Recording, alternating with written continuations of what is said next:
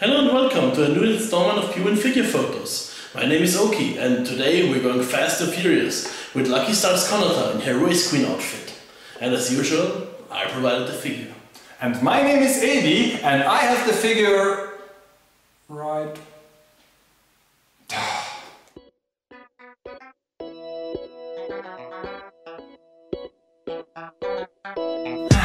This is an example of bad communication.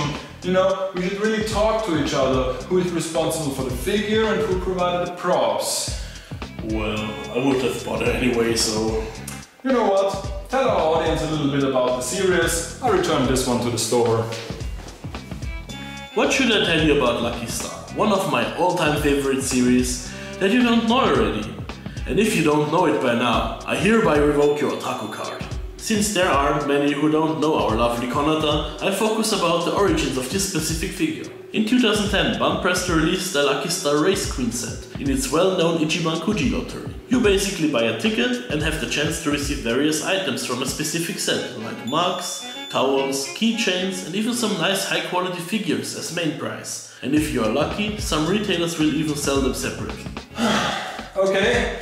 Just got back from the store, returning the second Kanata, and instead I brought this bike. It's a 1 to 10 scaled, and for this picture I will combine those things together because, you know, racing and stuff. And as you can see behind me, it's a beautiful day outside, so why not shoot outside?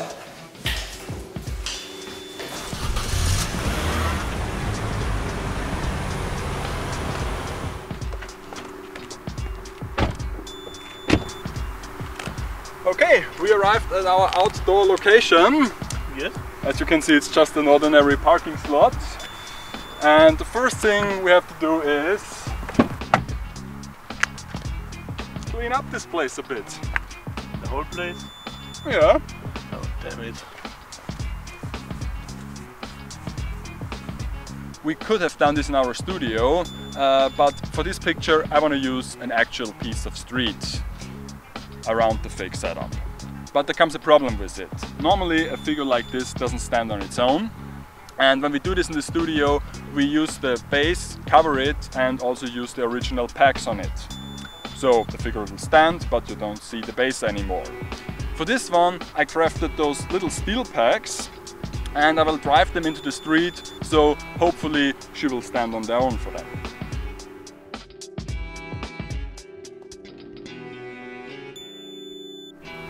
Okay, for our next step, we take this grass mat and glue it to the floor. And in case you're wondering what this is and how we made those, here is a short clip. First I sliced a large sheet of paper in half and glued the grass mat to it.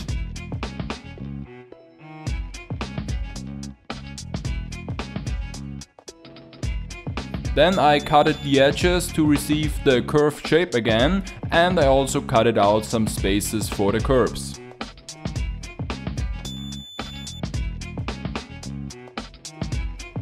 Afterwards I modeled my curves out of acrylic paste and smoothed it with water and my fingers.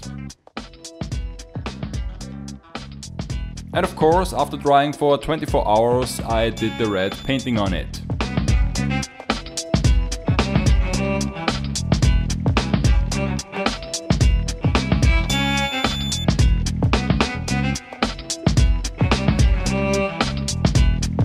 This is our basic setup with the racing trackish fake grass and the street in the middle, and now we want to add some extra touches like street markings, for example.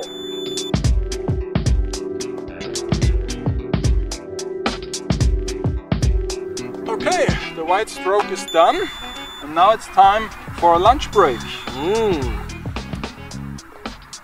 That licorice sucks. Okay, the setup is now finished. We also add a couple of tires and head strips to have it more racing trackish, and the sun comes from this side, so I have to move the car.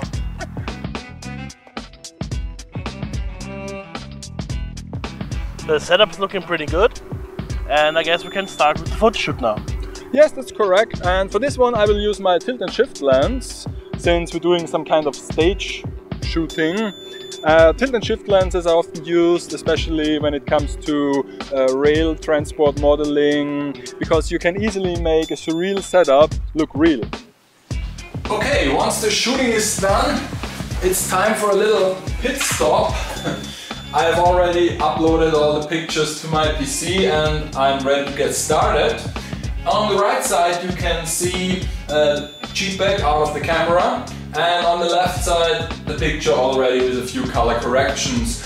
What I basically did is increase the saturation of the grass areas and turn up the overall brightness. But if you take a closer look on the picture, you can clearly see that my curbs aren't that perfectly attached to the street. There are still some gaps here and there.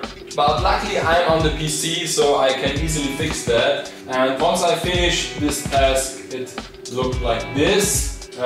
Yeah, much better.